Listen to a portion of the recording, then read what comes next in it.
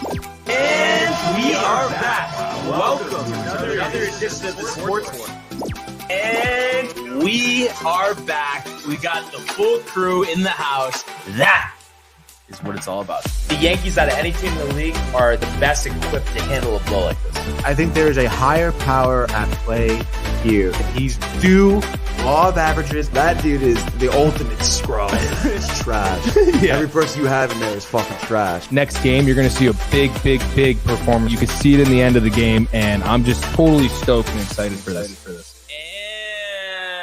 And we are back. Welcome to another edition of the Sports Port. And once again, it is the Barnes and Tony show. Michael lurking with the chat. How are you doing today, sir, on this Black Monday? I'm doing quite nice today, dude. It is certainly a Black Monday. But yeah, I'm pumped to talk about some sports today, dude. Great show last night, huh? Great show. Shout out Horseshoe. I mean, every time it's unbelievable. Oh yeah. Also was great having Corey with us last night. Had a lot of good conversation. And it is rare too, Tony, that we get somebody that has the interest we do with the hockey. Oh yeah, that was a nice. That's added awesome, element. dude. Yeah. Even Tony on 4.5 hours, right in the breadbasket, no problem. Didn't even hit the laptop. Didn't even need to. So yeah, great night. I encourage everybody who didn't get to catch the live show at the Horseshoe to check that out. We recapped all the NFL from yesterday and talked some hockey, some baseball. Had a couple chuckles about the New York Mets that Tony was getting a kick out of. Yeah, dude. But we got Kev New. Of course, and we got Josh B. We got Kev Dew and Josh B in the house, dude. They went 2-1. We went 3-0, but they did still wipe the floor with us. We want the smoke, says Kev Dew. Hashtag rep TCA, rep TTV, rep the sports. And Josh B back at it with the back-to-back. Let's go.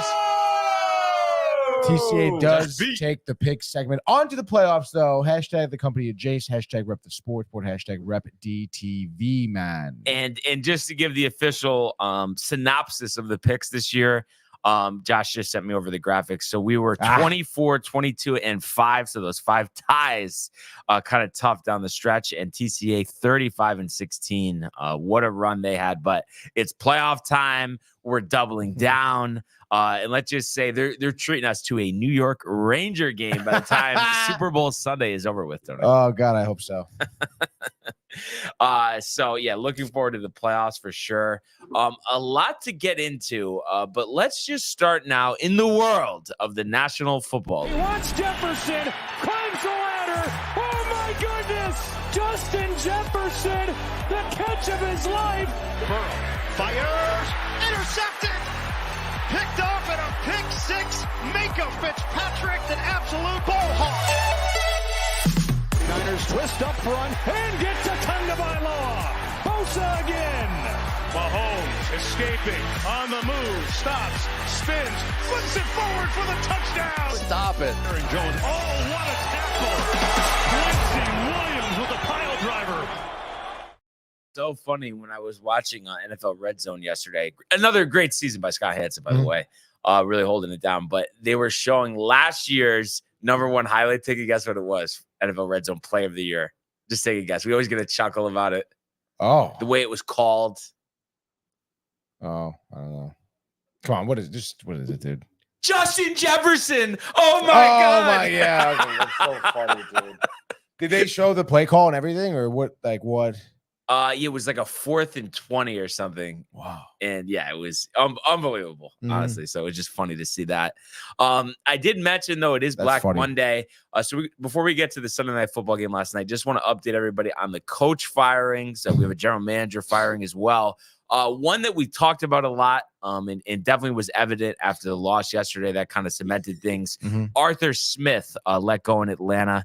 3 years in Atlanta. And just wasn't enough to get the job done, and it really got embarrassed yesterday. So you understand that one.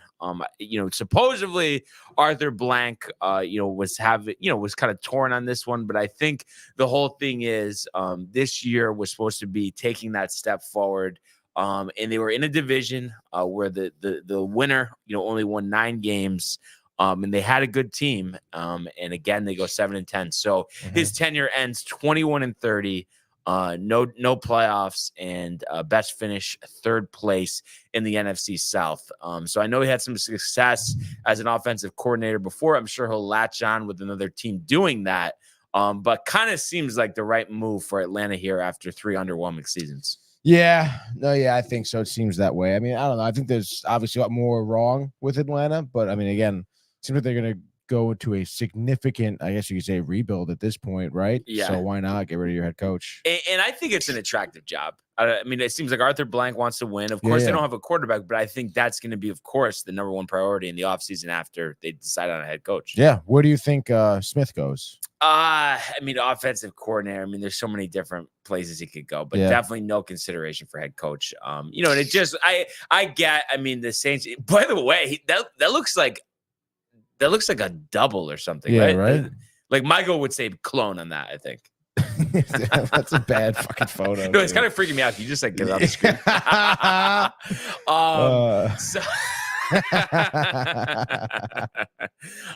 But yeah, I think they'll get things together in there at Atlanta. It's kind of ironic too. 3rd straight year they'll have the 8th pick. Last 2 years they went Drake London and Kyle Pitts, so that's worked out pretty well for them. We'll see if they can add to their young collection of talent. So it'll be interesting to see who they go with, but it's definitely a story to watch. Another firing was Ron Rivera. This one, really rumored all year. Him and actually GM Martin Mayhew, let out the door. And I mean, you'll really understand this. The new ownership group with Josh Harris was finalized just, I think, right before the season. So, it was a situation where, barring something, highly unforeseen, he was going to go. So it'll be interesting to see. I mean, typically the Washington job has been, one of the least coveted on the market just because of the ineptitude of Daniel Snyder. But now that he's out the door, you have a guy like Josh Harris in there, the controlling, owner. He wants to win. He wants to make a splash. And he wants to take advantage of a fan base that's dying to win, and a pretty strong fan base, despite what, Daniel Snyder has put them through. Again, the quarterback position is going to be a big thing. What do they do there?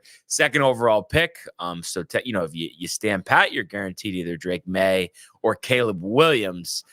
So I think that is attractive, for a incoming coach. We'll see what they do at the general manager position as well.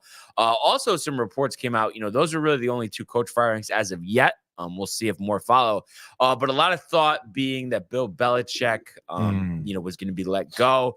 Nothing yet. And something did come out this morning that he's open to having somebody else run, personnel, which is interesting. So maybe, and my dad actually texted me this last night, but he was saying, I have a feeling he's not done. And that would be kind of a happy median. Obviously, a lot of people think, geez, he's been there so long. Is it time for a change? But maybe also, he doesn't necessarily want to go, and he's okay, ceding that power. Any thoughts there, Tony? Yeah, I mean, I could see that. I mean, it seems like maybe he could be humbled, from his past few years with the Patriots. Yeah, dude, I don't know. I was watching this little, I guess, post-game conference yesterday. He was obviously being asked about it, and typical. It's been a tough season, when we go through it. Probably the hardest of my coaching career, but it's we're trying to get better every day. I don't really want to get into hypotheticals. Yeah, I just want to be like an asshole all the time, but I'm under contract and I'm gonna come in here. So it's kind of tough to gauge, but again, you would imagine. I mean, the writing's on the wall here. Like, he's not stupid, right? So I think that he does certainly want to continue to coach in the NFL.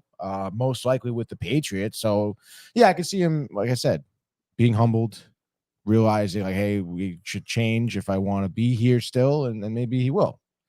But I guess time will tell. But at the end of the day, literally at the end of the day today, do you expect any more firings, Brian? No, that's it. Okay. Well, also though, the Panthers, and this was expected. I guess they just stuck with them just to have a regular general manager versus an interim during the season. But Scott Fitterer was let go by Carolina, so their general manager. So they'll go with a new coach, a new general manager. Obviously fired Frank Reich earlier this year.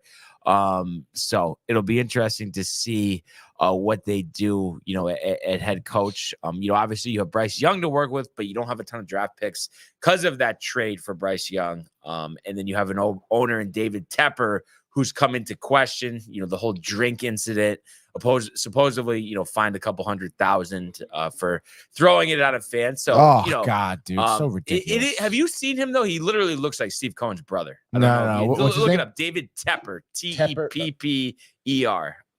So I swear it's Steve Cohen's brother. Oh, I think you already see it just from that picture. It does look a little bit like him. That's a clone, Michael. Honestly, let's talk clone here for a second. He's got the same glasses. Here he kind of looks like a little bit like Mr. Wonderful. No, I think that's Brian Cashman. A fatter Brian Cashman. Fatter Brian Cashman. Maybe Mr. Wonderful here. Look at that fucking dome, dude.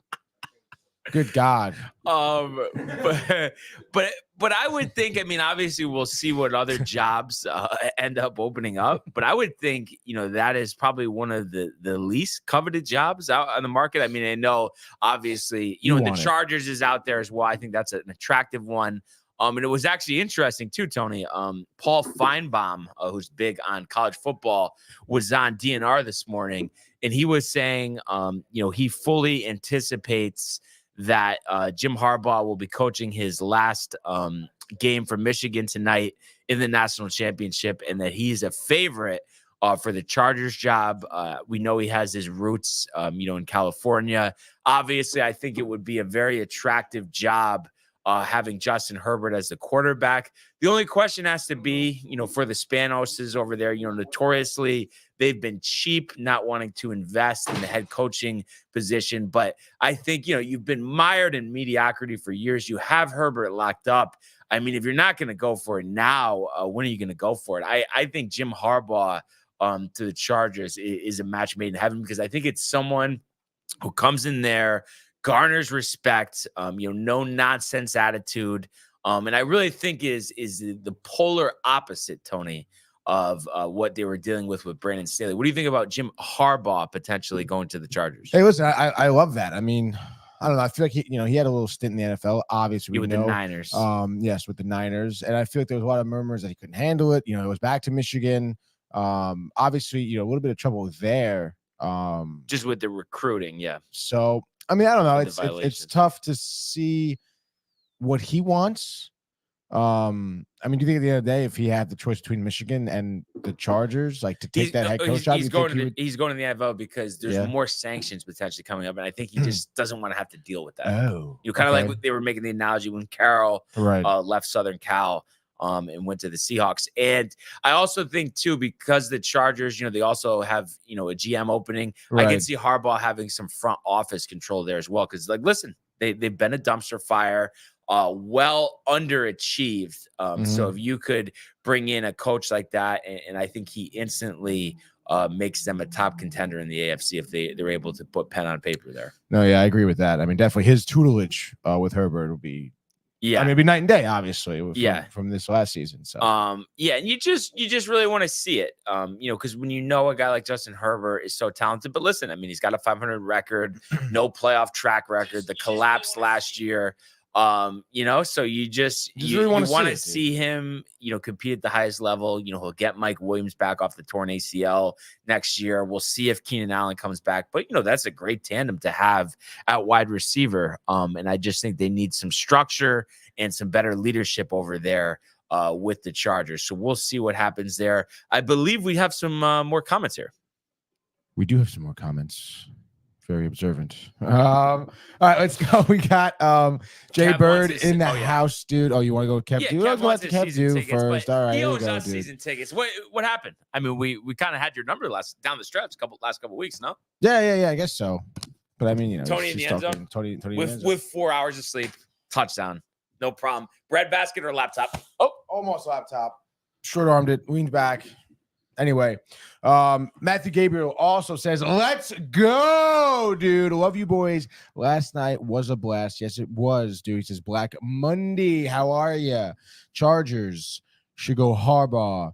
they'd crush it. I know. Throws the ball, dude. He says. Jay Bird in the house saying Tony and Brian are the hardest working duo in sports media. Thank you, Jay Let's Bird. go, and Jason. then he says, sick shirt, Tony. Thank you, Jay Bird. Tony often getting, complimented on his. Oh, that's coat. true. Yes, Brian gets a little jealous. Yeah. Well, listen, I keep it basic. I get it. I mean, what kind of shirt you got on today? What is that? Hang 10. Hang 10. Oh, the man. Hang 10, Hang 10, dude. brother. Oh my God. In Kev saying you only got yours because we let you guys. Oh, okay, well, we made our picks ourselves, Kev. Okay, so let's just let's get that straight, Tony. Okay. But yeah, I just wanted to talk about, we saw the majority of the first half last night, last game of the 2023-2024 regular season, and the Buffalo Bills come back from a 14-7 halftime deficit, 2 touchdowns in the fourth quarter to beat the Miami Dolphins 21-14. At one point this year, the Dolphins had a 95% chance of winning the AFC East. They were 8-3. The Bills were 6-5, and here we are. The Bills are champions once again of the AFC East. And this was by no means a perfect game by the Bills, but some key plays in the second half propelled them, to this victory. And if you go back to the start of this game, no scoring in the first quarter, which was surprising. Second quarter, though, Dolphins went on an 11-play, 80-yard drive, A-Chain, 25-yard run. What a performance he had this year. And that made it 7-0. And we were on the air when Trent Sherfield made that acrobatic catch there. Oh, yeah. Right in the back of the end zone after a 7-play, 75-yard drive. So that tied it at 7. But the Dolphins went on another drive, 9 plays, 75 yards, 3-yard pass from Tua to Tyreek Hill. Bills, the clock management, Tony, that was almost similar to the Jets or the Giants too, near the end of the half in a couple of their games this year. No timeouts, throwing the ball short of the end zone. They don't get a score going to the half. So you thought, wow, is that going to come back to bite? Their defense, second half, steps up. And then the big play that really changed the complexity of this game, Deontay Hardy, a 96-yard punt return early in the fourth quarter. That tied the game at 14. Bills get another touchdown drive, 8 plays, 74 yards, capped off by Knox, 5-yard pass from Allen. End of the game got interesting. Bills on a 4th and 1. I think it would have been like a 54-yard field goal. They decide to go for it. Allen up the middle. They replay it just short of the marker.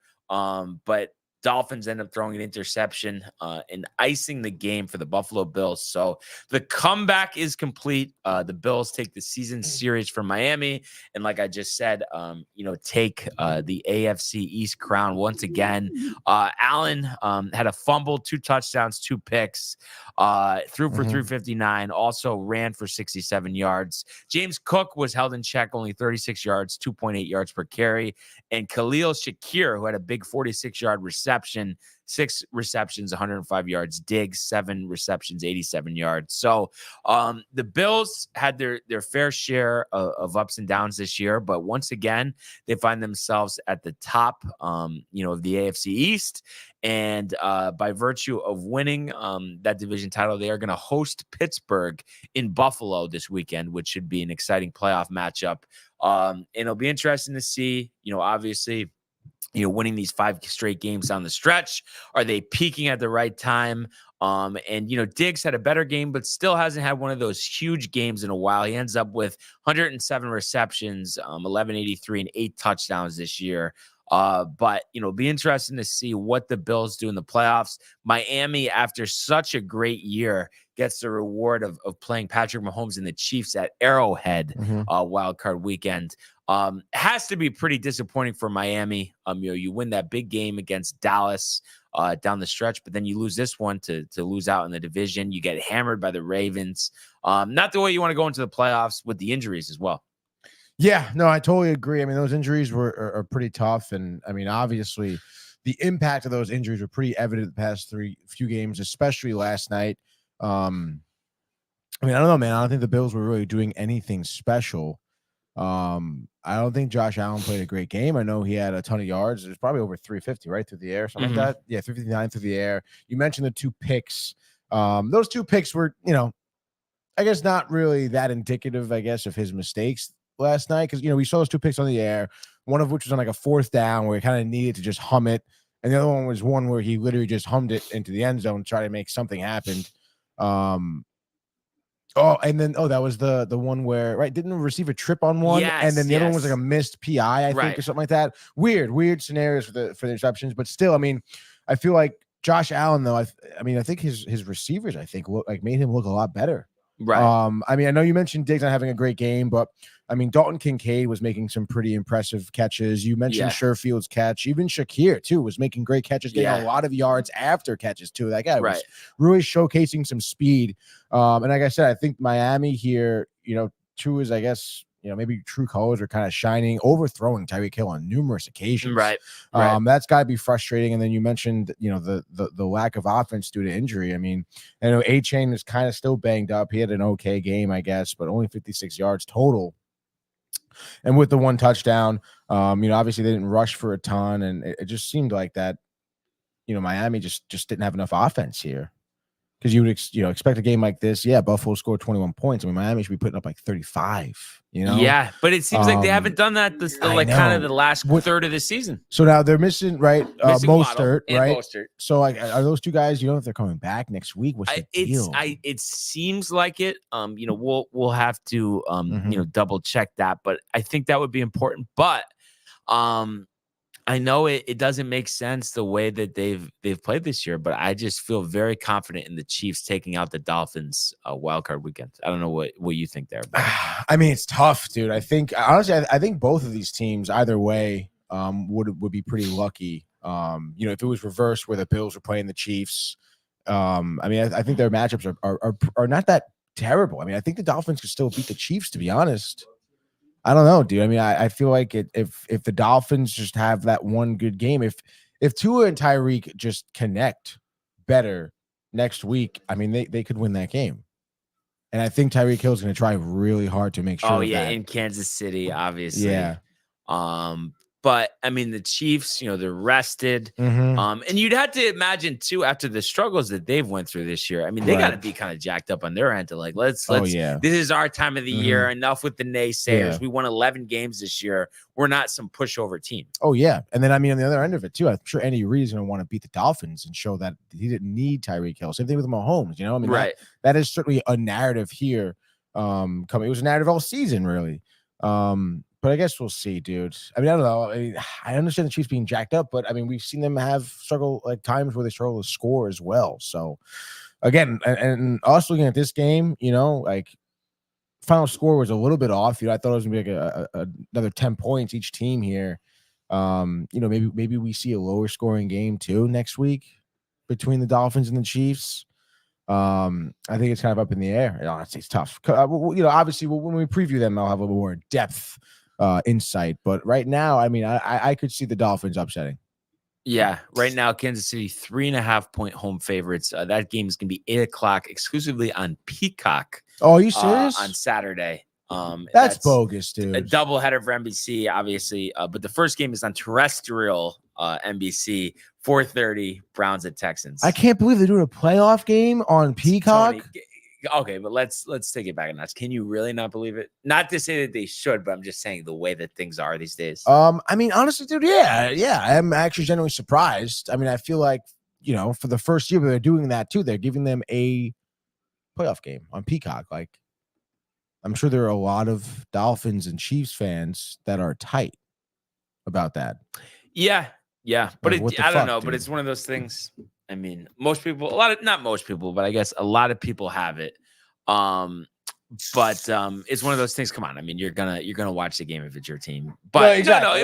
but also, let's be real. I know, and it's at the end of the day, it's a positive thing. We all love watching the NFL.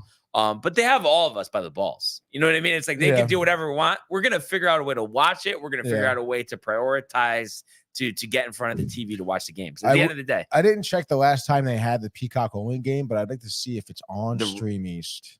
Oh yeah, I don't know. I don't even know if they have Thursday Night Football on Stream East. Oh, they don't?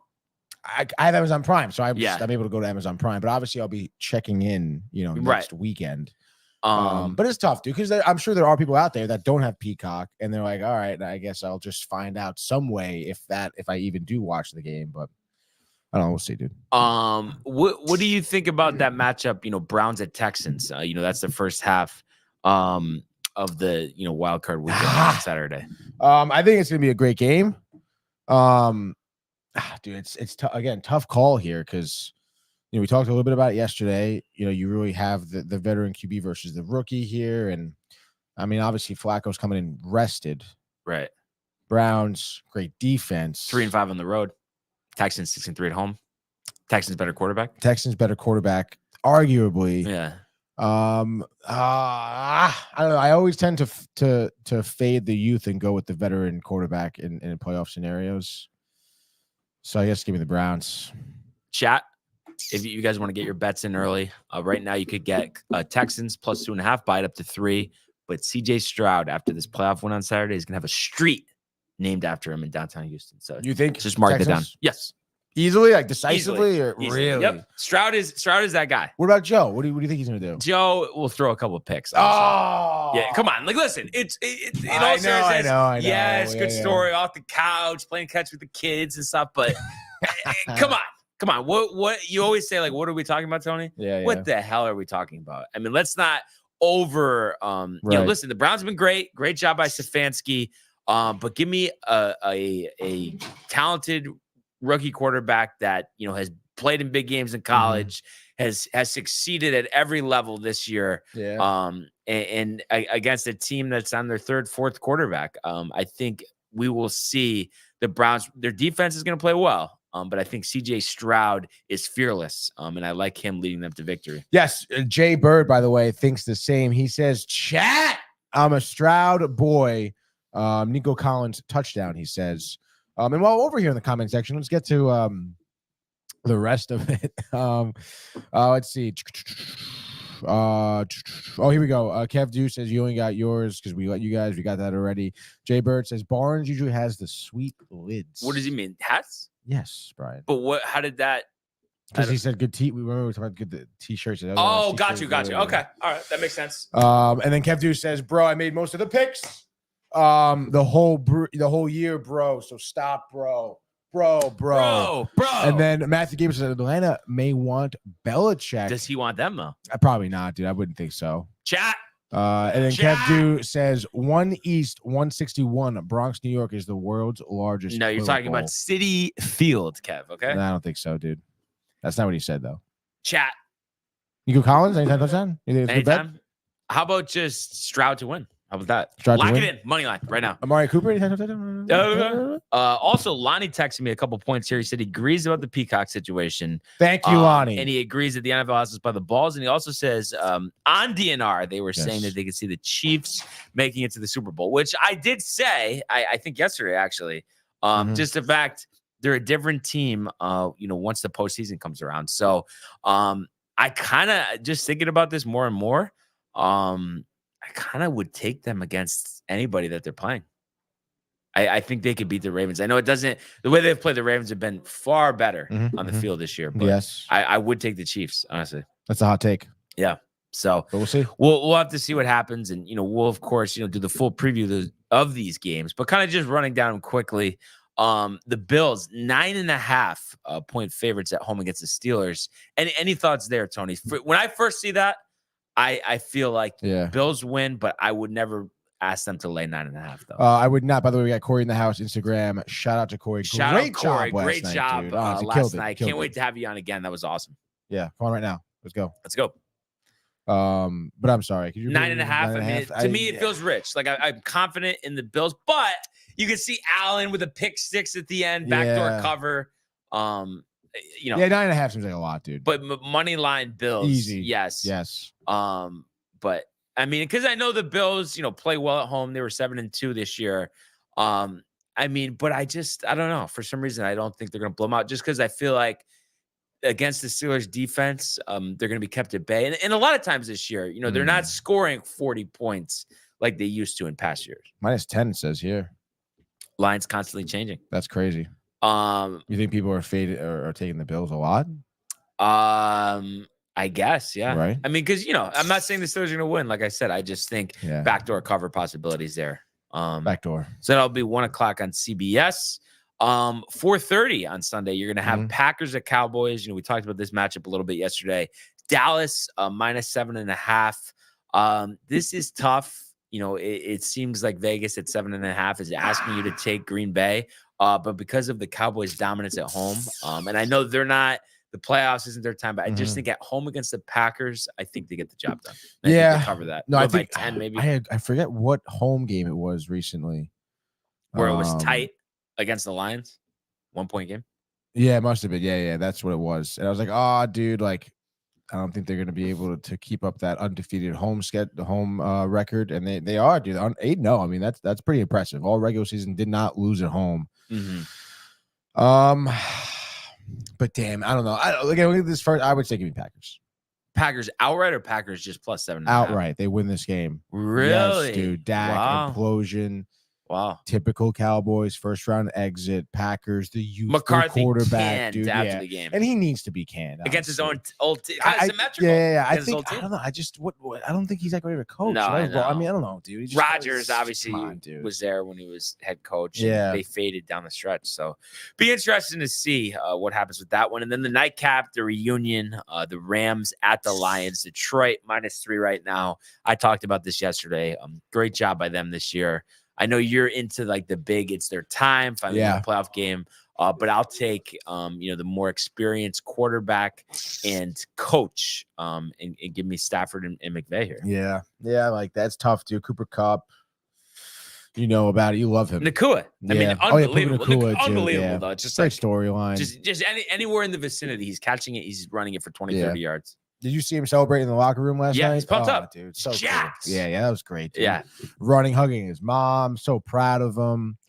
It's a great moment. For him, do you think love to see the last game of Wildcard Weekend, Joe Buck, Troy Aikman, on Monday night, Eagles at Bucks, will they be treated to a doozy, Tony?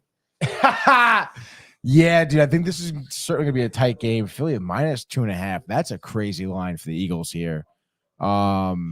And again, I mean, Vegas is certainly begging you to take the Bucks, I guess, at this point, dude. Huh?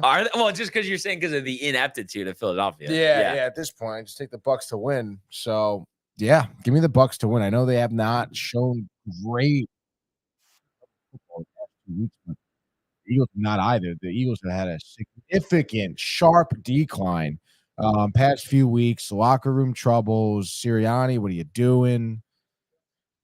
I don't know, dude. I mean, it just seems like it's not going to be good for the Eagles. Yeah.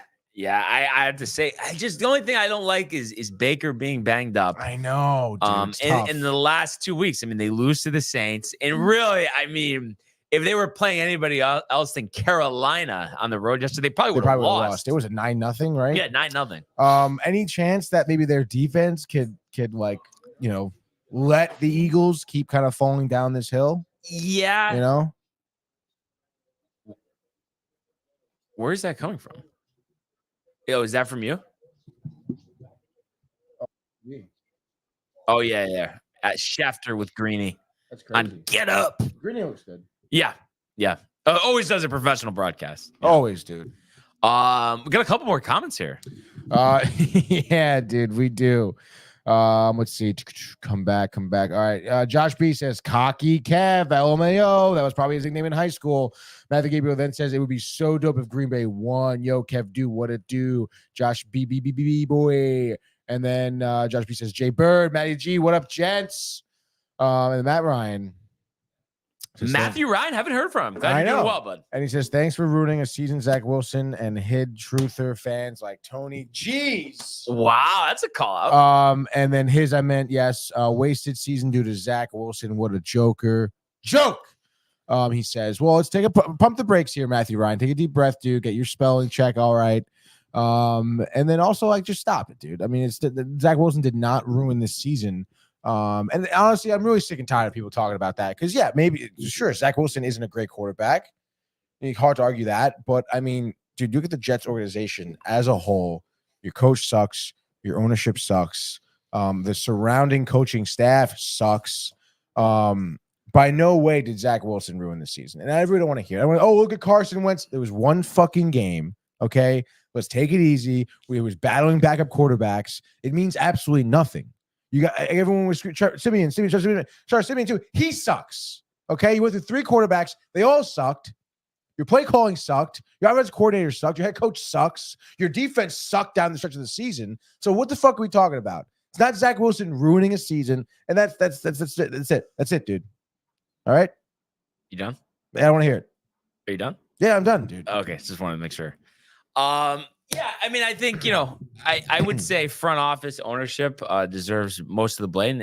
And part of that blame, though, is not replacing Zach Wilson once Rodgers went down. And I know you said easy with Wentz, but I'm telling you, it would have easily been a 10-win season had they went with somebody like Wentz, a veteran quarterback. I don't think so. What are we talking about? Yeah, come on. Tony. I mean, it's come time, on. Come on. Carson Wentz at this point, we talked about Final Quacks months ago. Time to just let it go. Matthew Ryan's calling me. I can't. Wait, Michael has your phone? He's on TikTok Live with the phone. Oh, okay. Yeah. Do we switch over? Yeah, I think we go Matthew Ryan. Get him in here.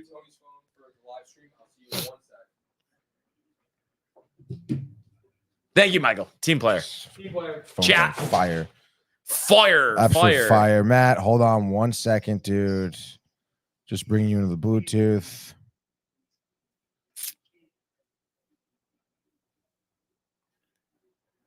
Bang. Are you there? Yes. Matthew, how are you, sir?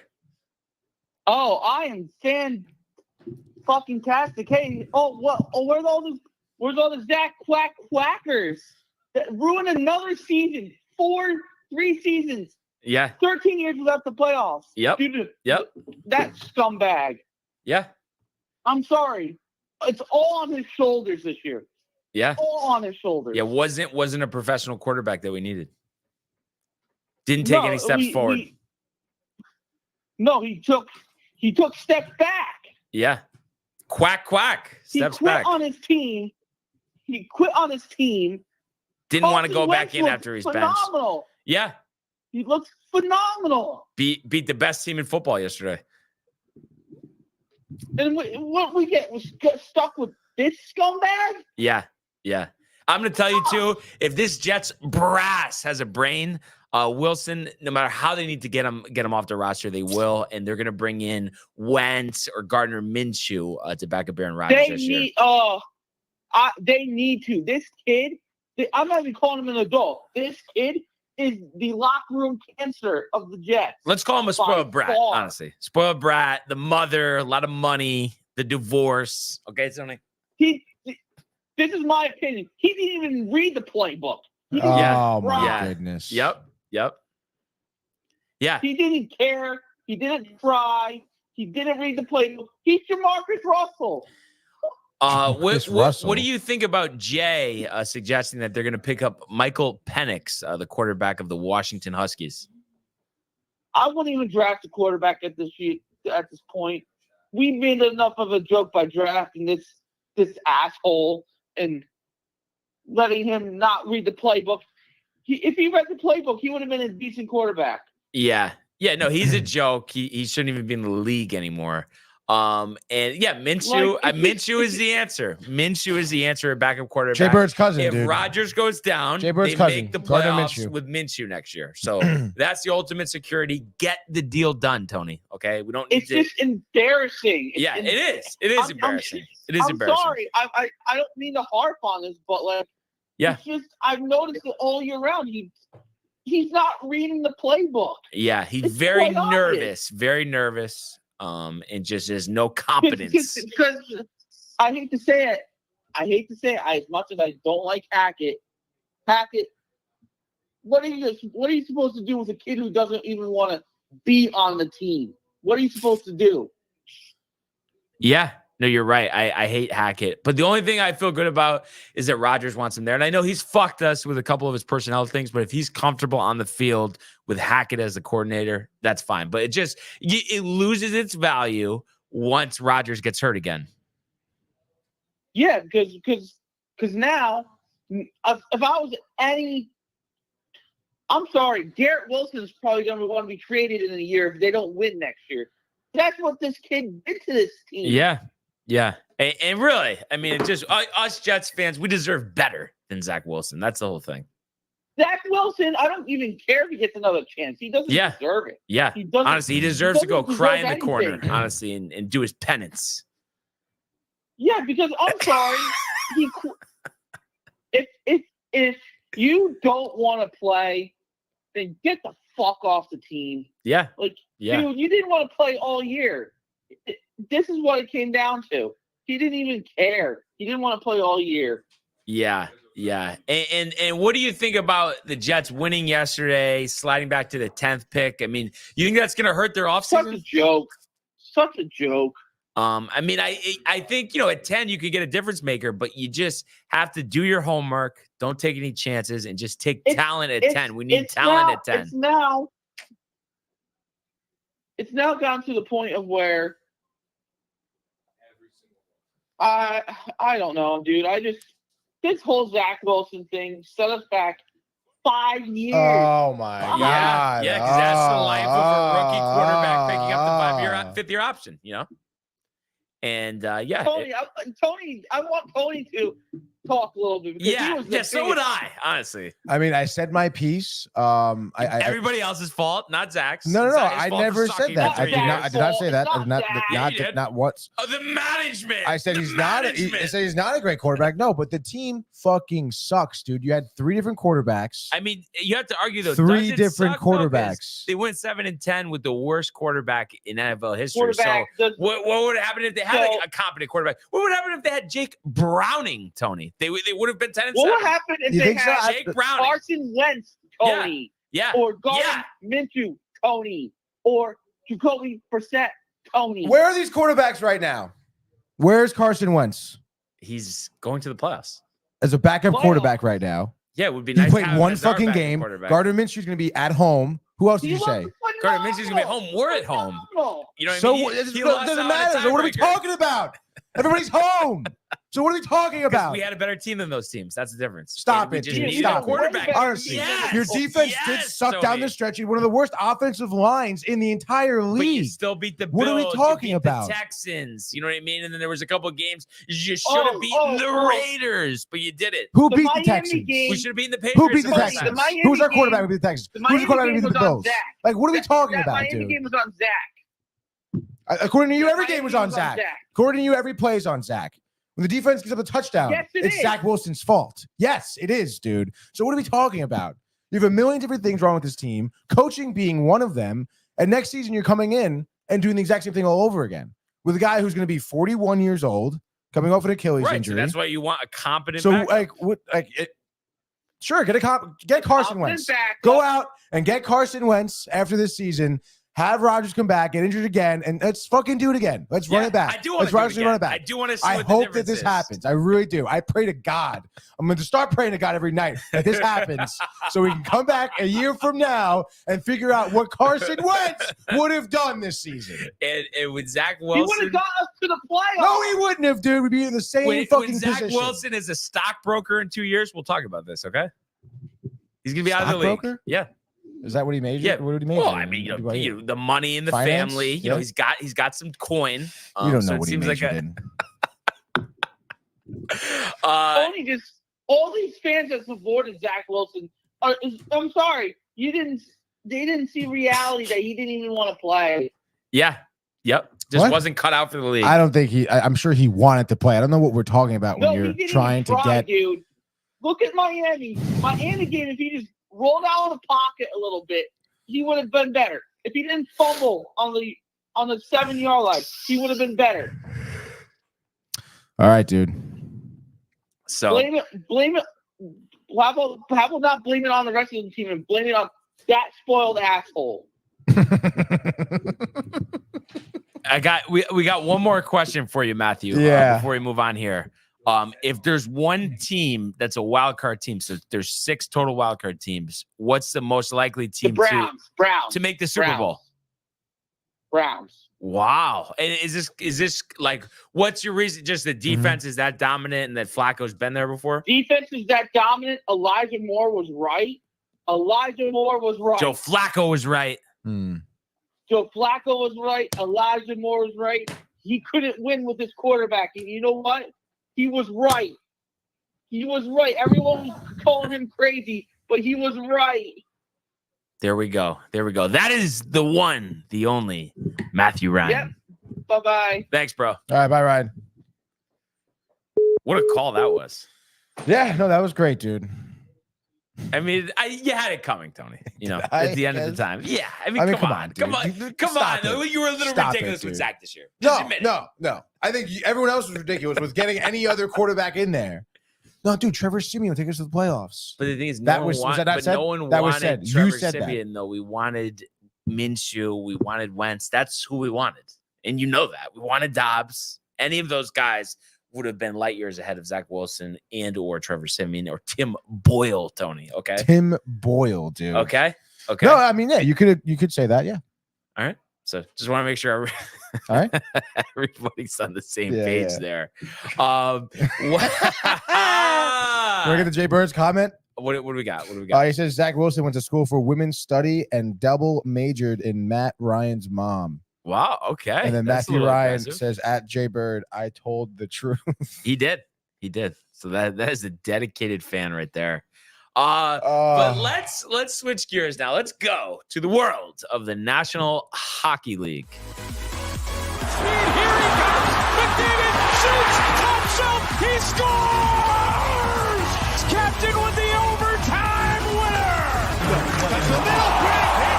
That's a world-class hit right here. Tomsky stepping, rink wide. Made the full split save. Are you kidding me? Turn, side of the net, between the legs, and they score! Filthy! David Pastrnak, the silver trophy to the Golden Knights. All right. So a small slate yesterday in the NHL, 4 games. We saw the Capitals 4-3 over Tony's Kings.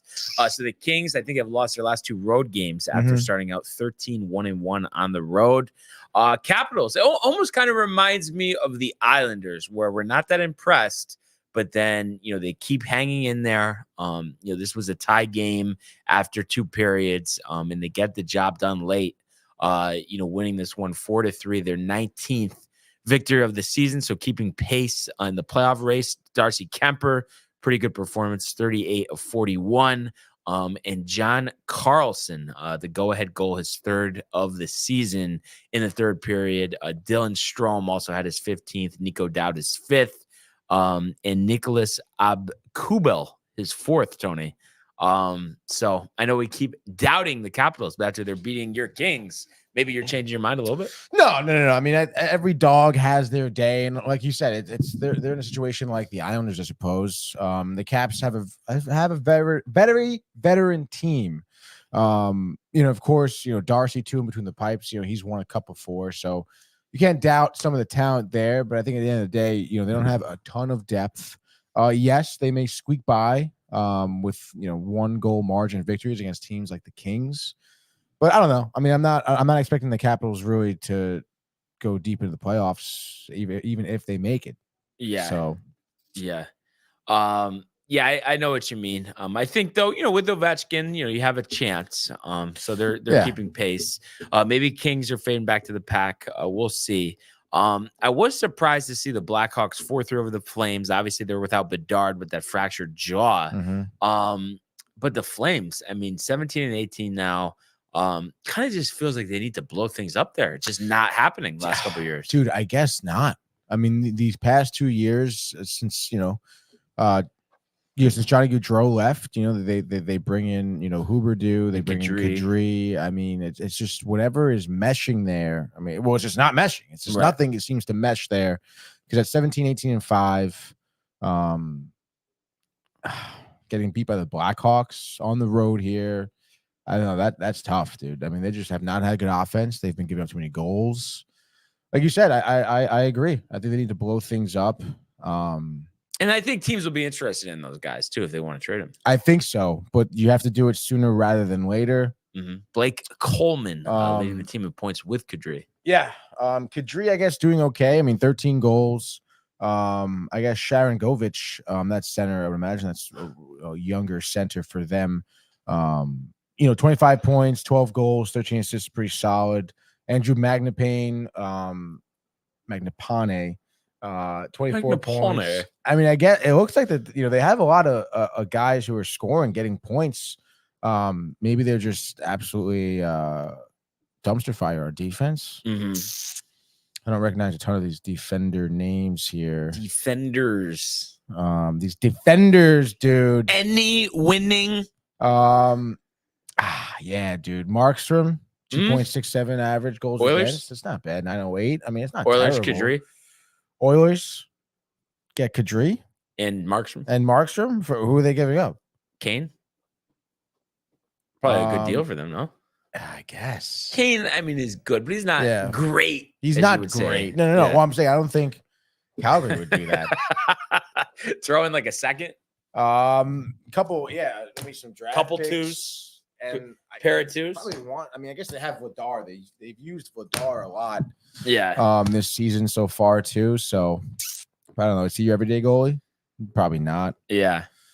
But you're rebuilding. You want to just stack assets. So. Yeah, it's interesting, dude. I don't get it.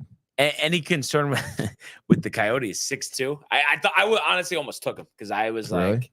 I mean, I think they're gonna, you know, I think they lost their previous home game or whatever the case may be, but 6-2. I mean, still hanging in there at 19-17. But the Jets, I mean, they've played well all season. I know they're not one of my more exciting teams, but I know you're really big on Shufflefall or whatever his name is. Scheifel.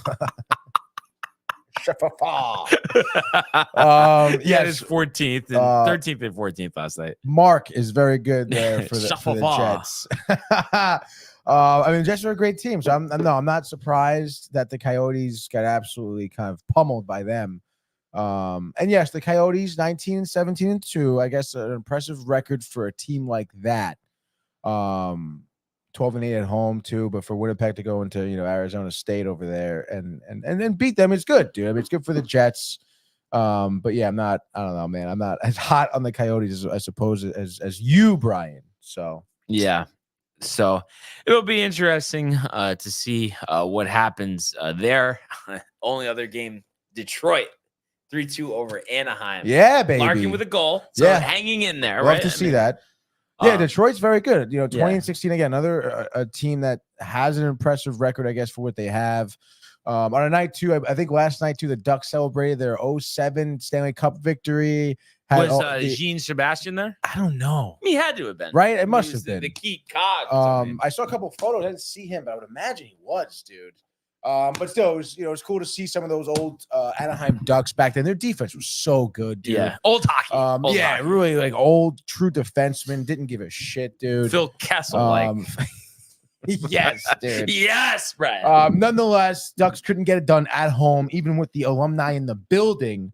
Zegras 2 goals, but I mean that's been the story. Adam Henrique with an assist, a story of their year, really. So good for the Red Wings. Yeah, let's go. Yeah, they're not gonna go anywhere probably though. Rangers though tonight we're hoping are gonna go somewhere. Big game, 7 o'clock at the Garden against the Canucks, who are right with them for top points in the league here. Coming off that highly disappointing game against the Canadiens, where they stormed back from 3 down. I mean, what's got to change here? I mean, I know you're back at home, crowd will be energized. The top teams you've beaten, I would imagine Shesterkin will be in net. But I mean, how do you avoid that type of start that you had in Montreal on Saturday? Well, you got to be dialed in come game time. I mean, you can't be coming out flat-footed against a team like the Canucks, dude.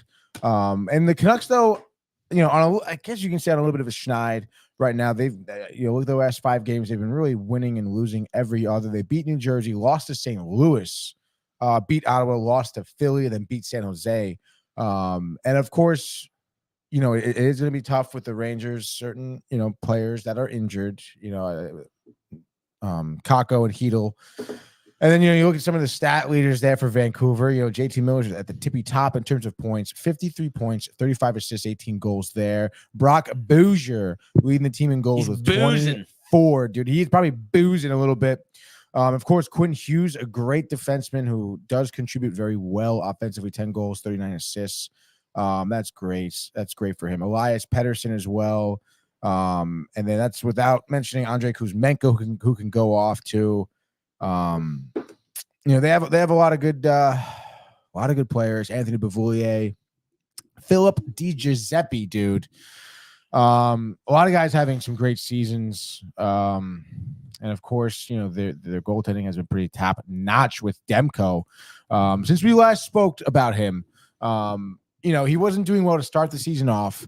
But now through 28 games played, he's 19-8-1, a 2.53 goals against, and a 916 save percentage. That's really good, dude. He really kind of found his wheelhouse after the first couple months of the season.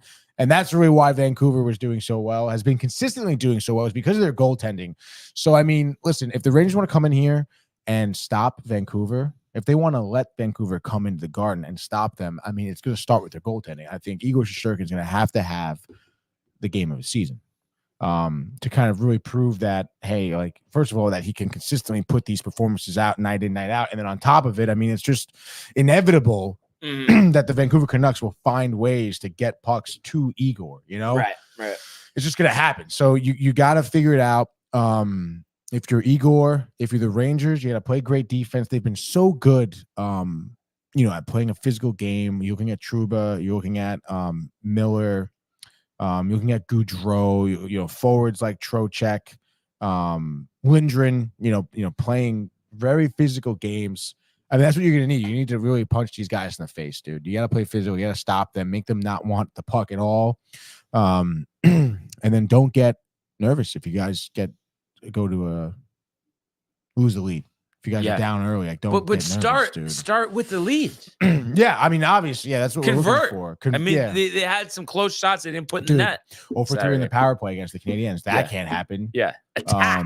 And the Canucks are a disciplined team, dude. Yeah. You gotta take those chances when you have them and convert on them. So let's fucking go, dude. I have a feeling Jay probably already thought about this one. Maybe not, but it just seems like it happens every time. If you think about with Zuccarello and stuff, JT Miller for a point tonight. I think that's the lack of the century. Yeah, he probably will score, but I think at least an assist. Definitely. Him and Hughes, honestly, would get a point too. Quinn Hughes, dude. He's on every fucking play, that guy. And the total set at 6.5. I'm guessing you're confident in the Rangers. Now, what do you think about scoring wise? This lower scoring. Oh, so under the Rangers, dude. I'm thinking maybe a 3-2 or a 2-1. Okay. I think it's going to be some old school hockey. It's not going to be high scoring. This isn't fucking Edmonton, okay? This is Vancouver. This is New York. Two teams with good goaltenders and good defense. Let's see vintage Igor too. While we're vintage Igor, yeah. I want to see him flashing the glove, dude, controlling the puck, not letting up any stupid rebounds to find the back of the net eventually. Let's go, dude. Let's go. Shut them down because we can. I'm going to take the Avalanche over the Bruins. Okay. I just think that I don't like the way Boston's playing. Colorado is dominant at home, 16-5. I think McKinnon and McCarr each have a goal tonight. I think this is under as well.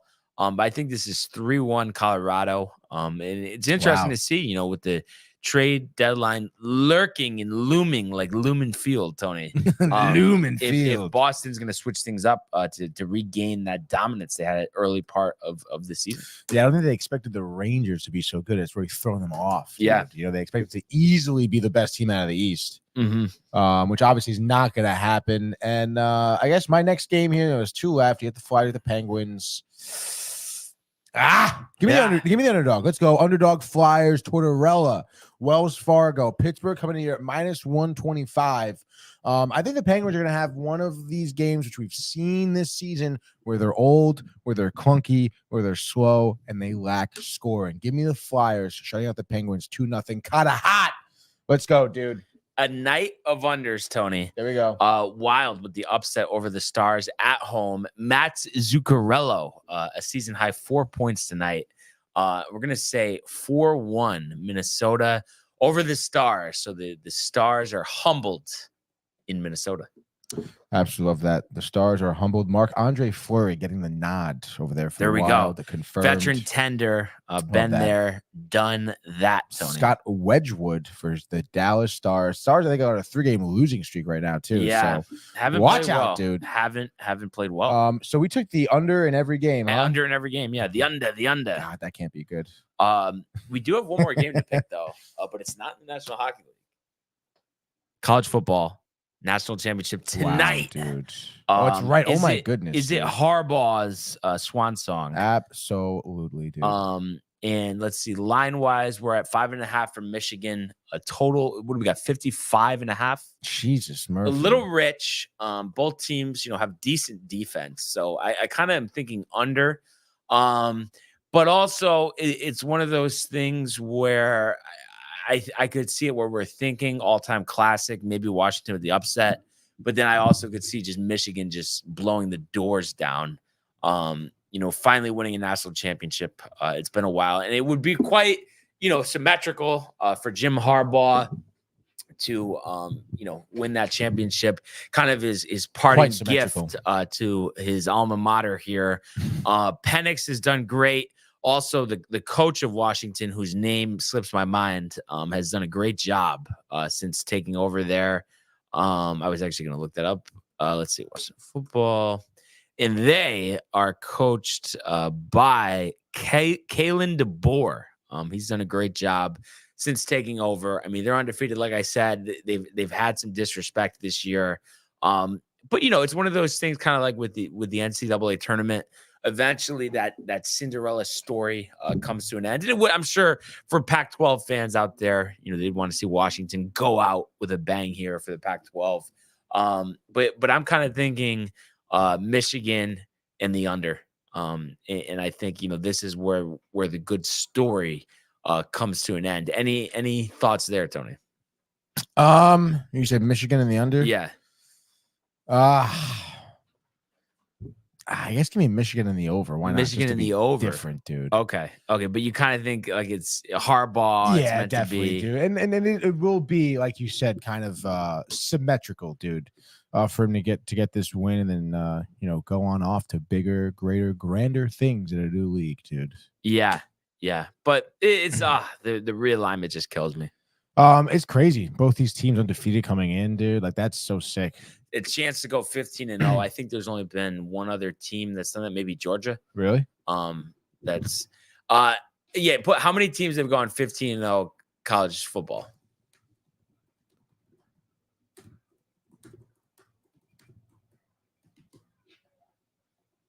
Oh, 2019 LSU became the third. Penn in 1897. Yeah. And then Clemson. Okay, so Clemson. Oh, and Georgia last year. So this would be LSU, Georgia, Clemson. The fourth time, right? Yeah. Fourth time going 15-0. I mean, we could count 1897 if we want, but a little ways away, Tony. Oh, really? What year would you cut it off at? I mean, come on. I mean, the national era. I mean, 1950, 1960. I mean, that's really what we're talking about. Present day. NCAA has it since 1936.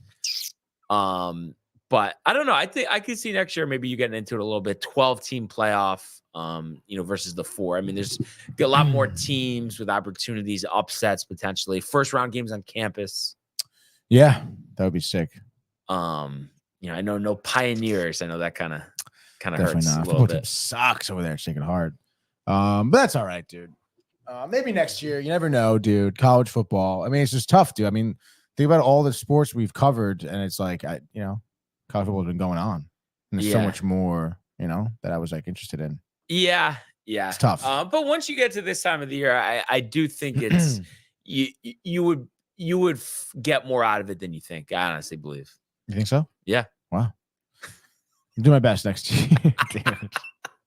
College basketball as well, Tony. Come on. I know you love Richard in the selection show, no? Yeah, dude, that is fun, dude. And honestly, college basketball, the tournament is cool, Can we get Sacred Heart there this year? The men's team? Yeah. I forget What game? Oh, it was the game against St. Francis, right? Yeah, they did cover. They covered. I didn't they take won them. the game. They did win the game and covered. Yeah. And they won pretty emphatically. They were up like 26-8 at halftime or something. It was crazy. But yeah, maybe. Why not, dude? Yeah, like let's go. Anthony Otina, leading the team. I mean, you got to win that conference tournament. Nico Gillette. Do they have that at Harbor Yard, the conference tournament? Oh, I don't know. Because I would think if they did, they would have you kind of like doing the camera or no? It depends. Sometimes the tournament, they'll probably hire ESPN to do it. Wait, because are they still the NEC or no? Yeah, they are the NEC. Next year they're going to the MAC. Okay, with Iona. Correct. But obviously there's something because the MAC doesn't have football, right? No. So they have to go independent for football. Yeah. Obviously they have basketball, they have hockey. Is it Northeast dissolving? Dude, I don't know. Because there was a couple teams that left. Okay. Gotcha. Because it doesn't look like they have that many teams now. But see, again, I think like a couple teams left, but then like they're still staying for football, right? Mm-hmm. Some other team went to the MAC too with Sacred Heart. I forget what other team, but I don't know. It's just like that they're looking for more competitive schools, more competitive games. And Sacred Heart too. I mean, you look at the facilities they have compared to the rest of the NEC. Look at the broadcast we put on compared to the rest of the NEC. I mean, we are better. We're a bigger college. Sacred Heart's definitely growing, so it should be interesting to see. I would imagine, though, probably get absolutely pummeled in the MAC conference. I mean, yeah. Just got to hope for better recruiting, Yeah, it's really what. And again, like Shu's trying to create the facilities for that, but I don't know, dude. The hockey team wasn't like I don't know, dude. It got crazy. Time for Sacred Heart to step up. They do have to step up, dude. They have to, like you said, they have to spend the money to recruit these players and really get better players in the school, dude. It can't be like, great, Julius Chestnut over there for the Justin Danforth, Tony. Yeah, Justin Danforth, on Columbus. That's cool. There's another guy. But can you imagine, Tony? No problem there. If you think about it, though, there's no issue. Nothing's damaged. Could have been a close call. I can think of an issue. No, but really, nothing's messed up, is it? I don't think so. The camera a little off center, but I'm saying nothing's broken. Honestly, it's my bad. But come on, we're allowed to fumble one time, Tony. Fucking Carson Wentz, dude. He didn't have any fumbles yesterday. No. Also, this is per Josh B. and Bob Nightingale. And I saw this earlier, too. Yankees and free agent pitcher Marcus Stroman have mutual interest. However, the Yankees have not offered a deal. That's hilarious. I don't like that. I don't know. The Yankees keep they just love getting former Met players. Don't try to. They never get far. Who have they got? Who have they got? Honestly, besides what? Miguel Castro, Tony. What was that? The last one? Yeah, that was the last one. But you know what I'm saying? Like, I don't know. I just think he wants a decent, decent contract. And I would just want to give him a 1-year deal. And I feel like he wants multiple years, and I don't feel comfortable giving him that. 3 years? No, 1 year. I mean, he's going to turn 33 this year. And I don't know how good he really is, honestly. I mean, again, dude, I don't know. He did pitch well last season. 10-9, 3.95 ERA, 136 innings. So he didn't make, all the starts a little shorter in some of them. The split wise, April 229, May 287, June 217, but then disastrous second half of the year, July 911, was out all of August, and then 5.63 September and October. You know what he was out with in August? No. 8.63 ERA in 8 games in the second half. That's brutal. But yeah, I don't know. I mean, you wouldn't want him back, but is that just more because he was talking smack versus like the skill, or? I mean, yeah, it's that, and then on top of it, I mean, he also sucked. Like he didn't have a good half at all, Right. Just the contact pitching, and then he was just giving up hits left and right. And on top of that, yeah, you start talking shit about the club. It's like, all right, well, we're not going to want you back, dude. Yeah. Good, leave, go to Chicago. See ya. Maybe the Giants will give him $100 million. Yeah, really. Maybe the Dodgers will pick him up. Yeah, but they can have him, honestly. Yeah, exactly. Fucking go to Toronto. Come on, is he really giving you 6 scoreless? Go to Atlanta. No, he's not. Yeah. Well, if he went to Atlanta, he probably would, though. Just because everything works out for him. Atlanta picked up someone else, too, and I was like, what are they, like, who? Someone else besides Hill? It wasn't a pitcher, I don't think. It was, I could be wrong. It could be a former Met, too. Guillorme. Yeah, of course, Guillorme, dude. okay. Yeah. He's going to do really well probably for the Braves. I liked him, honestly, I know his bat struggled a ton, but he's a great utility infielder. He's got good defensive metrics, and he's a great clubhouse guy. So I could see him succeeding over there for the Braves. But yeah, and the Chris Sale, dude, watch out. You never know. Yeah. When we were so Barnes is basically out here staking my takes and discrediting me too. Wow, dude, stealing. And he's right. He's right. He did text me that. And honestly, text you what? He texted me earlier about Stroman. He did. I messed up on that one. I was just because I saw it come across. I honestly forgot about it until Josh texted me. But you are right, Yanni. My mistake. And we did say, he probably wants a bigger contract. So it's just like we need better. The Yankees need better. They deserve better. And I guess, if it was 3 years, $60 million for Stroman, I'd rather give $150 million to Montgomery. At that point, yeah. Can't believe he's still on the board. I know. But we talked about this yesterday. Everybody, the asking price, everyone's getting Ohtani eyes, Tony, Which is ridiculous. Yeah. So yeah, it'll be interesting to see what develops in the free agent market. By the way, shout out to Alani. Just sent me a picture of his breakfast. What do we got? I'm trying to see what this is. Definitely, it's toast, egg, cheese. I don't know if this is like sausage on it, but it looks like he put a little jelly on it. Oh, really? You ever do that? No, dude. Oh yeah, Brian. Dude, my dad used to do that a ton. He used to make a sausage, egg, and cheese on a bagel and just like put jelly on the top half of the bagel to give it a little sweet and salty. So good, dude. Dude, you can't beat that combo. You can't beat that combo. No, you can't, dude. If I didn't say anything, you would have ran it, but it's all good. We can wash each other's head.